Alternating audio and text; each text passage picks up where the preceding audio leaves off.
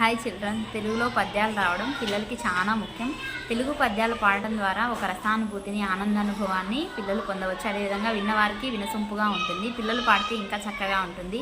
ఈ పద్యాలను పిల్లలకు వినిపించి పిల్లల చేత పాడించడం చాలా ముఖ్యం ఇప్పుడున్న ఈ తరంలో. ఫస్ట్ పద్యరత్నాల్లో 3rd క్లాస్లో మొదటి పద్యం చూద్దాము.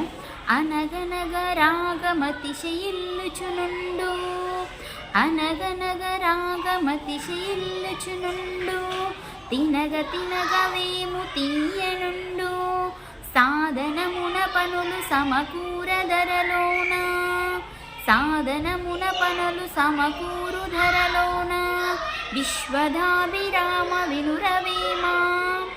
ఓ వేమ, సాధన చేయగా చేయగా రాగం అభివృద్ధి చెందుతుంది. తినగ తినగా వేపాకు కూడా తీయగా ఉంటుంది.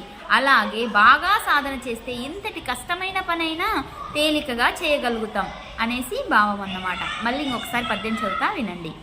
అనగనగ రాగమతిశయిల్లుచునుండు, తినగ తినగ వేము తీయనుండు, సాధనమున పనులు సమకూరు ధరలోన, విశ్వదాభిరామ వినురవేమా.